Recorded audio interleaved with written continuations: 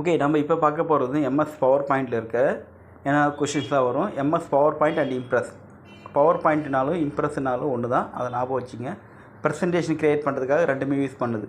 So இது கேட்பாங்க, presentation எதில் க்ரியேட் பண்ணுவீங்க அப்படின்னா பவர் பாயிண்ட் ஆர் இம்ப்ரெஸ் ரெண்டில் எதுவும் யூஸ் பண்ணுவோம். நம்ம பிபிடி ஃபைல் க்ரியேட் பண்ணிக்கலாம், பவர் பாயிண்ட் அப்படி சொல்லுவோம். ஓகேவா? அப்போ ப்ரெசன்டேஷன் க்ரியேட் பண்ணுறது தான் நமக்கு power point and Impress use பண்ணுறது. இம்ப்ரெஸ் வந்து ஓப்பன் ஆஃபீஸ் இருக்குது, பவர் பாயிண்ட் வந்து எம்எஸ் ஆஃபீஸில் இருக்குது. ஸோ ரெண்டுமே ஒரே ஒர்க்காக தான் பண்ணுது, ப்ரெசன்டேஷன் க்ரியேட் பண்ணுறதுக்காக யூஸ் பண்ணுது. ஓகேவா? அடுத்தது இந்த 3 major compounds presentation of the programming art.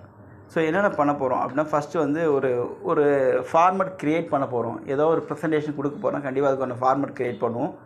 அந்த ஃபார்மட் கண்டென்ட் டெக்ஸ்ட்லாம் ரெடி பண்ணுவோம். அதுக்கப்புறம் அதுக்கான பிக்சர்ஸ் ஆடியோலாம் யூஸ் பண்ணுவோம். அதில் என்ன பிக்சர்ஸ்லாம் தேவைப்படுதோ அதை யூஸ் பண்ணுவோம். அதுக்கப்புறம் அதை டிஸ்பிளே பண்ணி அந்த கண்டென்ட் வந்து ஷோவாக க்ரியேட் பண்ணுவோம். இதுதான் நம்ம முக்கியமான ஒர்க்கு. ஸோ அப்போ என்ன பண்ணுது, பவர் பாயிண்டோட மொத்தம் ஒர்க்குன்னு பார்த்தீங்கன்னா, நம்ம கண்டென்ட் க்ரியேட் பண்ணுறது அந்த ஸ்லைடுக்குள்ளே இமேஜ் அண்ட் பிக்சர்ஸ்லாம் அண்ட் வீடியோஸ்லாம் இன்சர்ட் பண்ண முடியும். ஸோ இதை ஞாபகம் வச்சிங்க, வீடியோ அண்ட் பிக்சர்ஸ் வந்து இதில் தான் இன்சர்ட் பண்ணணும். வீடியோ எக்ஸலில் நம்ம வீடியோ அண்ட் பிக்சர்ஸை இன்சர்ட் பண்ண முடியுது. ஆனால் பவர் பாயிண்ட்டு இம்ப்ரெஸில் மட்டும்தான் நம்ம வீடியோ அண்ட் பிக்சரை இன்சர்ட் பண்ண முடியும். இது கொஸ்டினாக கேட்டிருக்காங்க. ஸோ வேர்டில் நீங்கள் பிக்சரை இன்சர்ட் பண்ண முடியாது தான், ஃபால்ஸ் தான், பண்ண முடியாது. பவர் பாயிண்ட்டை மட்டும் தான், பவர் பாயிண்ட் அண்ட் இம்ப்ரெஸ் மட்டும் தான் நம்ம என்ன பண்ண முடியும், வீடியோ அண்ட் பிக்சர்ஸை இன்சர்ட் பண்ண முடியும். ஸோ இன்சர்ட் பண்ணி ஒரு ப்ரெசன்டேஷன் க்ரியேட் பண்ணுறது தான் இதில் ஒர்க்கு. ஸோ இதில் என்ன ப்ரெசன்டேஷன் க்ரியேட் பண்ண போகிறீங்கன்னா, நாமளாக வந்து எப்படி ஒரு பிபிடின்னு சொல்லுவோம், ப்ரெசன்டேஷன் எப்படி க்ரியேட் பண்ணுறது அப்படின்ற ப்ராக்டிக்கல் தான் இருக்கும். ஸோ அப்போ என்ன கொஷின் கேட்குறது வாய்ப்பு இருக்குது பார்த்தீங்கன்னா, இதில் வந்து ஹவு டு கிரியேட் ப்ரெசன்டேஷன், எப்படி ஒரு ப்ரெசன்டேஷன் க்ரியேட் பண்ணுவீங்க அப்படி கேட்டது தான். ஸோ அதுக்கான ஸ்டெப்ஸ் நீங்கள் போட்டு தான். இதில் டெம்ப்ளேட் சொல்கிற ஒரு கான்செப்ட் இருக்கும். டெம்ப்ளேட்னால் அங்கேயே வந்து உங்களுக்கு வந்து இமேஜஸ்லாம் இன்சர்ட் பண்ணுற மாதிரி அங்கே டிஃபால்ட்டாக இருக்கும். அதை யூஸ் பண்ணி நம்ம ஈஸியாக டெம்ப்ளேட்டுக்கு வச்சு ஈஸியாக டிசைன் பண்ண யூஸ் பண்ணிக்கலாம். அங்கேயே மாடல் இருக்கும், அந்த மாடலை வச்சு க்ரியேட் பண்ணுறதுக்கு தான் டெம்ப்ளேட் சொல்லுவோம். டெம்ப்ளேட்னா ஆல்ரெடி டெம்ப்ளேட்டாக இருக்குது, நமக்கு மாடல் இருக்குது, ஜஸ்ட் நம்ம எடுத்து அதை யூஸ் பண்ணிக்க போகிறோம். ஸோ நம்மளே கூட ஒரு டெம்ப்ளேட்டை க்ரியேட் பண்ணலாம். க்ரியேட் பண்ணிவிட்டு நாமளாக ஒரு டிசைன் பண்ணிவிட்டு அதை சேவ் பண்ணும்போது சேவ் ஆஸ் டெம்ப்ளேட் கொடுத்தீங்கன்னா அது ஒரு டெம்ப்ளேட்டாக க்ரியேட் ஆகிடும். சேவ் பண்ணும்போது நாமளாக பிபிடியாக சேவ் பண்ணாமல் சேவ் ஆஸ் டெம்ப்ளேட் கொடுத்தீங்கன்னா ஒரு டெம்ப்ளேட்டாக க்ரியேட் பண்ணி வச்சுட்டோம். ஸோ அடிக்கடி தேவைப்படுற ஒரு மாடல் இருந்தால் ஒரு டெம்ப்ளேட் மாதிரி ஃபார்மேட் மாதிரி க்ரியேட் பண்ணி வச்சுக்கலாம். ஸோ அதான் டெம்ப்ளேட் சொல்லுவோம். அடுத்தது பார்த்தீங்கன்னா, இதில் வந்து நீங்கள் இப்போ F5 அப்படின்ற எதுக்கு யூஸ் பண்ணால், ஸ்லைடை ரன் பண்ணுறதுக்கு ஷார்ட்கட் வந்து F5 யூஸ் பண்ணுவோம்.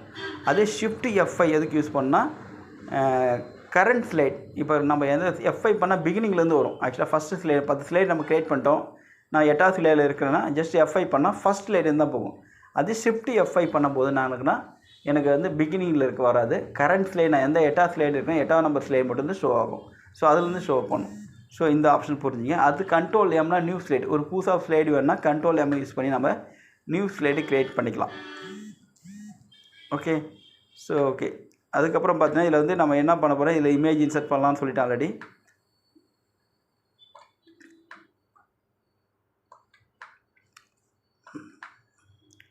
இதில் வந்து உங்களுக்கு பார்த்தா பவர் பாயிண்டில் ஒரு ஆப்ஷன் இருக்குது. இங்கே ஒரே டைமில் எல்லா ஸ்லைட்ஸும் நம்ம பார்க்கணும் அப்படின்னா வந்து என்ன ஆப்ஷன் யூஸ் பண்ணணும்னு கேட்பாங்க. ஸோ ஒரே டைமில் எல்லா ஸ்லைட்ஸும் பார்க்கணும். ஓகேவா? ஸ்லைட் ஷார்ட்டர் அப்படின்னு ஒரு ஆப்ஷன் இருக்கும், அதை பிக் பண்ணால் போதும், ஆட்டோமேட்டிக்காக ஒரே டைமில் எல்லா ஸ்லைட்ஸும் நம்மளால் பார்க்க முடியும். ஓகேவா? அதுமாதிரி ஹேண்ட் அவுட் அப்படின்னு சொல்லிருக்கோம். ஹேண்ட் அவுட்னா ஸோ நமக்கு வந்து ஒரே டைமில் வந்து மல்டிபிள் பேஜஸ் வந்து பிரிண்ட் எடுக்க யூஸ் பண்ணுற ஆப்ஷன் தான். மேக்ஸிமம் வந்து ஒரு பேஜில் 9 ஸ்லைட்ஸ் வரைக்கும் பிரிண்ட் பண்ண முடியும். ஸோ இதெல்லாம் கொஸ்டினாக வரும். மேக்ஸிமம் எத்தனை ஸ்லைட்ஸ் பிரிண்ட் பண்ணால் 9 ஸ்லைட் பிரிண்ட் பண்ணோம். எல்லா ஸ்லைடும் ஒரே டைமில் பண்ணால் ஸ்லைட் ஸ்டார்டர் யூஸ் பண்ணி ஒரே டைமில் எல்லா ஸ்லைடும் நம்மளால் பார்க்க முடியும். ஓகேவா? இதை ஞாபகம் வச்சுங்க.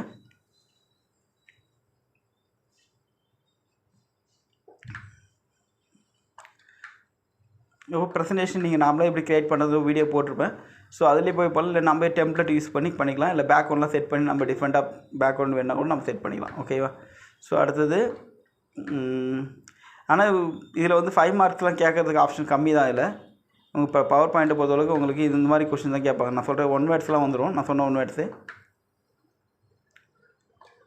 அதில் வந்து பிக்சர் இன்சர்ட் பண்ண முடியுமா, அதாவது ஃபோட்டோ இன்சர்ட் பண்ண முடியுமா அப்படிலாம் கேட்பாங்க. இன்சர்ட் பண்ண முடியுது, இதெல்லாம் எல்லாத்துலேயுமே இன்சர்ட் பண்ண முடியும் ஃபோட்டோலாம். So okay. ஸோ பவர் பாயிண்டில் கொஷின்ஸ் உங்களுக்கு கம்மியாக தான் இருக்கும். ஸோ இது நான் சொன்னது மட்டும் ஞாபகம் வச்சுங்க. ஓகேவா? இந்த ஷார்ட்கட்ஸ் சொன்னல, அந்த ஷார்ட்கட்ஸ் ஞாபகம் வச்சுங்க. அது மாதிரி உங்கள் ப்ராக்டிக்கலில் உங்களுக்கு பவர் பாயிண்ட் எதாவது கேட்டாங்கன்னா எல்லா ஷார்ட்கட்ஸும் எழுதுங்க. எதில் கேட்டாலும் நீங்கள் எல்லா ஷார்ட்கட்டும் எழுதுங்க. உங்களுக்கு தெரிஞ்ச ஷார்ட்கட்ஸ் எல்லாமே உங்கள் இப்போ ப்ராக்டிக்கலில் போய் எக்ஸாமில் போகிறீங்கன்னா உங்களுக்கு தெரிஞ்ச ஷார்ட்கட்ஸ் எல்லாமே போட்டு எழுதுறீங்க. எந்த எக்ஸசைஸ் கேட்டாலும் ஒன்றும் பிரச்சனை இல்லை. எம்எஸ் சக்ஸஸாக தான் நீங்கள் அந்த ஷார்ட்கட்ஸ்லாம் எழுதக்கூடாது. மற்ற சப்ஜெக்ட்லேருந்து உங்களுக்கு எதை கேட்டாலும் ஸோ எல்லா பேசிக் ஷார்ட்கட்ஸ் எல்லாமே போட்டுருங்க. அதாவது வேர்டு, எக்ஸல், பவர் பாயிண்ட் இது 3லேருந்து எந்த ப்ராக்டிக்கல் வந்தாலும் உங்களுக்கு தெரிஞ்ச A to Z ஷார்ட்கட் நம்ம நடத்திருப்போம். ஸோ அந்த ஷார்ட்கட்ஸ் வந்து எல்லாத்துக்கும் கொடுத்து எழுதுறீங்க. எல்லாத்தையும் எழுதிட்டாலே போதும். மேக்ஸிமம் அதுலேயே உங்களுக்கு மார்க் வந்துடும். 30 மார்க் மொத்தமாக ஒவ்வொரு ப்ராக்டிக்கலும் ஈஸியாக நம்ம பாஸ் பண்ணிடலாம். எல்லா ஷார்ட்கட் எழுதுங்க. கண்டிப்பாக வந்து எல்லாருமே எல்லா ஷார்ட்கட்டும் எழுதுங்க. எந்த கொஷின் ஏதோ ஒரு கொஷின் இல்லை, எல்லா கொஷினும் ஷார்ட்கட் எழுதிடாதீங்க. ஸோ ஏதோ ஒரு கொஷினில் நீங்கள் எல்லா ஷார்ட்கட்டும் எழுதிட்டாலே போதும். ஓகே. ஸோ இதில் இருக்க மேட் ஓவர் அவ்வளோதான் உங்களுக்கு, வேறு எதுவுமே இல்லை. எப்படி பிரிண்ட் அவுட் எடுக்கும்போது 9 ஹேண்ட் அவுட் யூஸ் பண்ணி நம்ம 9 ஸ்லைடை வந்து பிரிண்ட் பண்ண முடியும். எல்லா ஸ்லைடையும் ஒரே டைமில் பார்க்க முடியும். ஸோ அதுக்கப்புறம் வந்து இதில் என்ன ஆப்ஷன்ஸ் இருக்குன்னா இமேஜஸ் இதெல்லாம் இன்சர்ட் பண்ண முடியும். இதுதான் ஸ்பெஷல் ஆப்ஷன். இதில் வேறு எதுவுமே கிடையாது. ஸோ இந்த விஷயம் மட்டும் உங்களுக்கு தெரிஞ்சாலே போதும். நீங்கள் பவர் பாயிண்டில் ஈஸியாக வந்து இதில் இருக்க கொஷினுக்கு நீங்கள் ஆன்சர் பண்ணிக்கலாம். பேசிக்கலாக நம்ம ப்ரெசன்டேஷன் பண்ணுறது பேஸ் பண்ணி தான் கேட்பாங்க. எப்படி ப்ரெசன்டேஷன் பண்ண, அப்புறம் என்ன பேப்பர் ஓரியன்டேஷன் இருக்குது, லேண்ட்ஸ்கேப், போர்ட்ரைட்டு, அது நார்மலாக தெரியல. பேப்பர் ஓரியன்டேஷன் அப்படின்னா டைப் ஆஃப் பேப்பர் ஓரியன்டேஷன் 1 மார்க்கில் வந்திருக்கு. அது வந்து லேண்ட்ஸ்கேப் அண்டு போர்ட்ரைட். ஓகேவா? வேர்டில் கேட்டலாம் ஜென்ரலாக கேட்டாலே landscape and portrait paper orientation. அதுமாதிரி ஸ்கோரல் பார் கேட்பான். Type of scroll bar, vertical scroll bar, இன்னொன்று ஹரிசாண்டல் ஸ்கோரல் பார். ஸ்கோரல்னால் சைடில் நம்ம மூவ் பண்ணல, பேஜை மூவ் பண்ணுறதுக்காக யூஸ் பண்ணல, ஒரு பட்டன் மாதிரி கிளிக் பண்ணி யூஸ் பண்ணல, அதுதான் ஸ்கோரல் பார். ஓகேவா? அது வெர்டிக்கல் அண்ட் ஹரிசாண்டல் 2 இருக்கும். அது மாதிரி ரூரல் பார் இருக்கும். மேலே ஸ்கேல் இருக்குல்ல, ஸ்கேல் மாதிரி வரும் உங்களுக்கு. வேர்டில் எல்லாத்தையுமே ஸ்கேல் இருக்கும் மேலே. அந்த ஸ்கேல் தான் ரூரல் ஸ்கேல் சொல்லுவோம். Vertical ruler and horizontal ruler, அதுலேயே 2 இருக்குது. அந்த ரூரல் 2 கேட்க மாட்டாங்க. But vertical and horizontal scroll bar இருக்குது. டைப் ஆஃப் ஸ்கோரல் பார்னால் 2 scroll bar, vertical and horizontal. இதை ஞாபகம் வச்சுங்க. ஸோ பவர் பாயிண்டில் இவ்வளோ தான் மேட்ரு. ஸோ நீங்கள் இன்சென்டிங் அதில் எதில் வேணால் இன்செர்ட் பண்ணலாம். அது என்னென்ன இன்செர்ட் பண்ணலாம், டேபிள் இன்செர்ட் பண்ணலாம், இமேஜ் இன்செர்ட் பண்ணலாம், பிக்சர் இன்செர்ட் பண்ணலாம், எல்லாத்துக்கும் நம்ம யூஸ் பண்ணலாம். ட்ராப் பண்ணலாம், டேபிள் ட்ராப் பண்ண முடியும். இதுக்கு எல்லாமே யூஸ் பண்ணுறது தான் இந்த பவர் பாயிண்ட். ஓகேவா? சிம்பிளாக தான் இருக்கும். அது ஃபயர் பாயிண்ட் ரன் பண்ணுற ஷார்ட்கட் வந்து F5. இதை மட்டும் ஞாபகம் வச்சுங்க. வேறு எதுவும் இதில் பவர் பாயிண்ட்டை சொல்கிற மாதிரி ஆப்ஷன்ஸ் எதுவுமே இல்லை. ஈஸியாக தான் இருக்கும். இந்த பவர் பாயிண்ட் ப்ராக்டிக்கல் நான் ஈஸியாக போட்டிருப்பேன். அதை ஒர்க் அவுட் பண்ணி பாருங்கள். தேங்க்யூ.